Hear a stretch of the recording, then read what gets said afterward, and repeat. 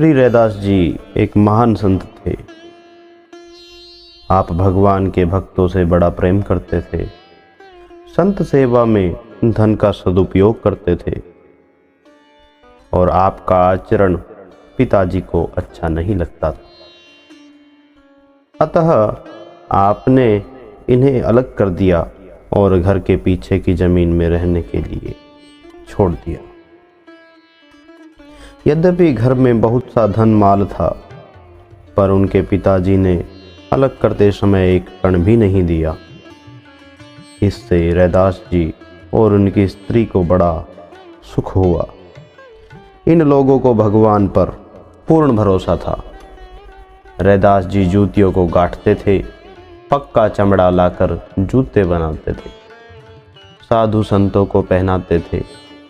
अपनी इस सेवा को प्रकट न करके गुप्त ही रखते थे। आपने एक छप्पर डालकर उसमें भगवान की सेवा के योग्य स्थान बनाया।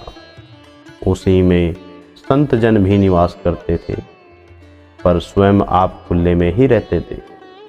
रैदास जी को जब उनके पिताजी ने घर से बाहर निकाल दिया, तो उन्होंने जो है एक छप्पर में अपना निवास किया और वो अपनी पत्नी के साथ बहुत ही सुखद थे।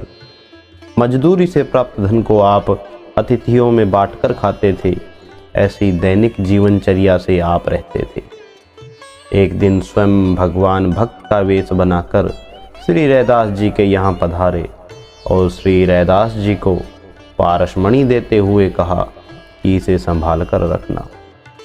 श्री रैदास जी ने कहा, मेरे धन तो श्री राम जी है, इस पत्थर से मेरा काम नहीं चलेगा। पारसमणि यदि हम किसी भी लोहे के टुकड़े को छुआ दे तो वह लोहा सोने में परिवर्तित हो जाता है, लेकिन हमारे श्री रैदास जी के तो पारसमणि श्री राम नाम था। तो उन्होंने भगवान से कहा कि यह पत्थर मेरे किसी काम का नहीं और मेरा इससे काम नहीं चलेगा। मैं धन संपत्ति को नहीं चाहता, मैं तो यह चाहता हूँ कि संत भगवान की सेवा में अपना यह शरीर भी न्यौछावर कर दूं। संत भगवान ने पारस का प्रत्यक्ष प्रभाव दिखाने के लिए उसे लोहे की रापी से छुआ दिया, वह सोना ही हो गई। फिर पारस देखकर श्री रैदास जी से बोले कि आप कृपा करके इसे रख लो और आवश्यकता पड़ने पर इसे निकाल लेना। तब श्री रैदास जी ने कहा, यदि आप नहीं मानते हो तो इसे ठाकुर जी के छप्पर में रख दो, जब इच्छा हो तब निकाल ले जाना। उसके बावजूद भी श्री रैदास जी ने उस पारसमणि को छुआ तक नहीं। ऐसे होती है महान साधु संतों की महिमा, अपार महिमा होती है। साधु वेशधारी भगवान श्याम सुंदर 13 मास बीत जाने के बाद फिर श्री रैदास जी के यहाँ आए और बड़े प्रेम से बोले, कहिए रैदास जी, पारस का प्रयोग करके क्या सेवा की? श्री रैदास जी बोले, जहाँ आप रख कर गए थे वहाँ ही रखी होगी।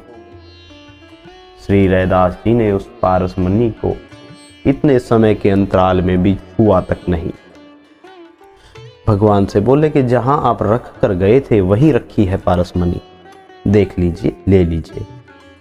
श्री रैदास जी की ऐसी बात सुनकर पारस को लेकर वे चले गए।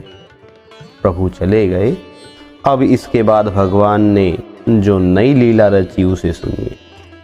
प्रातःकाल श्री रैदास जी जब ठाकुर सेवा करने को जाते तो नित्य 5 मोहरे वहां उनको मिलती। बिच्छू की तरह उन्हें चिमटे से पकड़कर रैदास जी नित्य गंगा जी में डाले आते। देखिए, एक महात्मा साधु का जो है कितना बड़ा महत्व है। उन्होंने मोहरों को जो है हाथ से भी नहीं छुआ, चिमटे से उठाकर श्री गंगा जी में डाल आते थे। अब तो रैदास जी को ठाकुर जी की सेवा में भी भय लगने लगा। तब भगवान ने स्वप्न में श्री रैदास जी से कहा, तुम अपना हठ छोड़ दो और मैं जैसा चाहता हूं वैसा करो। अंत में श्री रैदास जी ने भगवान की बात अर्थात आज्ञा मान ली। नित्य प्राप्त मोहरों से नई जगह ले जाकर विशाल संत निवास और भगवान का भव्य मंदिर बनवाया। उसमें दिन रात सेवा और भजन कीर्तन से ऐसा लगता था कि श्री भक्ति देवी यही रम गई। प्रभु की आज्ञा मान के प्रभु ने साक्षात स्वप्न में कहा कि यह सब जो है लीला मैं कर रहा हूँ आपके साथ। तब श्री रैदास जी ने उन मोहरों को जो है लेना प्रारंभ किया और उससे जो है एक भव्य मंदिर का निर्माण करवाया और वहाँ पर भक्ति भाव करने लगे, भजन कीर्तन इत्यादि करने लगे।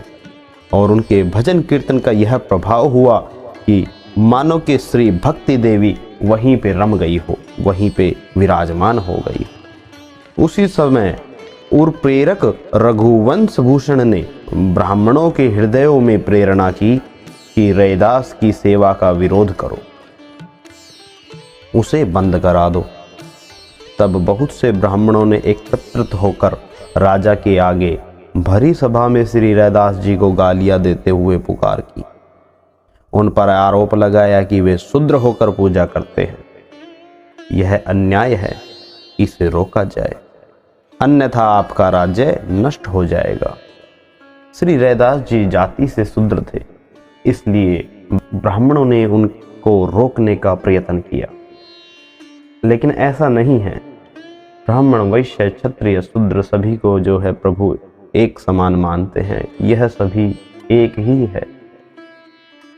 और जितना हक ब्राह्मण को भगवान का पूजन का होता है, उतना ही हक एक शूद्र को भी होता है, क्योंकि शूद्र का तो मुख्य कार्य ही है भगवान की सेवा करना, और शूद्र ही भगवान का सबसे निज भक्त होता है। तभी शूद्रों को जो है एक नाम और दिया गया है प्रभु के द्वारा, हरिजन, है ना, इसलिए ऐसा नहीं है। तब राजा ने श्री रैदास जी को बुलवाया तथा उनका चमत्कार देखकर न्याय किया और श्री रैदास जी को सेवा का अधिकार प्रदान किया। चित्तौड़गढ़ नगर में झाली नाम की एक रानी रहती थी। किसी गुरु से उसने कान में मंत्र लिया था। वह काशी आई और श्री रैदास जी के सुयश को सुनकर एवं दर्शन मात्र से सद्गुरु बुद्धि आने पर अपनी शिष्या हो गई। उसके साथ बहुत से ब्राह्मण थे। यह समाचार सुनते ही द्वेषवश उनके शरीर में आग सी लग गई, ब्राह्मणों के शरीर में आग सी लग गई।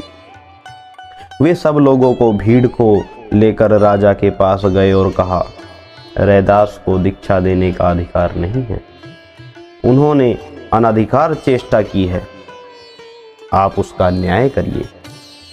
तब राजा ने रैदास जी को बुलवाया और भगवान की मूर्तियों को सिंहासन पर विराजमान कराकर कहा, बुलाने से भगवान जिसके पास चले जाएंगे वही उनकी सेवा तथा उनके मंत्र को देने का अधिकारी समझा जाएगा। राजा ने भी यह बहुत अच्छा फैसला लिया कि भगवान की मूर्ति को जो है विराजमान किया और परस्पर बैठा दिए श्री रैदास जी और ब्राह्मण, और कहा कि पुकार लगाने पर भगवान जिसके पास चले जाएंगे उसी को जो है गुरु मंत्र देने का और पूजा करने का अधिकार। बहुत अच्छा फैसला लिया। ब्राह्मणों ने सस्वर वेद पाठ करके भगवान का आवाहन किया, किंतु भगवान उनके पास नहीं गए। पश्चात श्री रैदास जी ने पतित पावन नाम आज प्रकट कीजिए यह पद गाया। तब भगवान श्री रैदास जी की गोदी में आकर भगवान विराजमान हो गए। इससे यह पता चलता है कि आपको शास्त्रों का कितना ज्ञान है, आप शास्त्रों के विषय में कितना जानते हैं, आप कितने ज्ञानी हैं। प्रभु को उस चीज से, उस बात से कोई लेना देना नहीं। प्रभु केवल और केवल मात्र आपके भाव के भूखे हैं।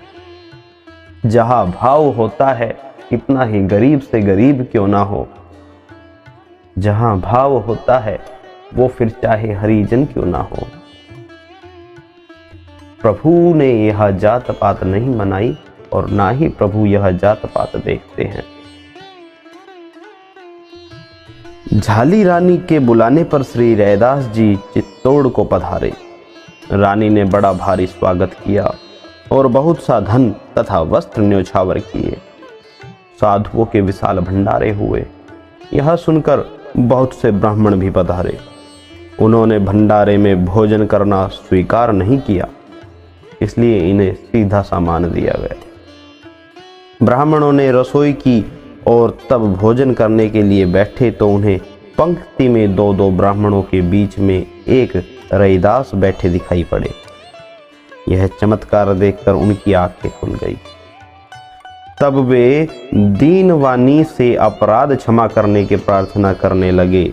लाखों ब्राह्मण भी उनके शिष्य हो गए। श्री रैदास जी ने अपने शरीर की त्वचा को चीर कर सोने का यज्ञोपवीत सबको दिखाया। वहां पर सभी ब्राह्मणों के बीच में सभा के अंदर श्री रैदास जी ने अपने त्वचा को चीरकर यज्ञोपवीत दिखाया। उसके अंदर स्वर्ण का जो है यज्ञोपवीत था। श्री रैदास जी की महिमा अपार है। इससे सबको विश्वास हो गया कि ये दिव्य पुरुष है। इस बात से यही सार निकलता है, यह सत्य घटना है श्री रैदास जी की, और इससे यही सार निकलता है कि प्रभु की नाम भक्ति करने का अधिकार सभी व्यक्ति को है, सभी प्राणियों को है। और प्रभु ने यह जाति वर्ण नहीं बनाए हैं।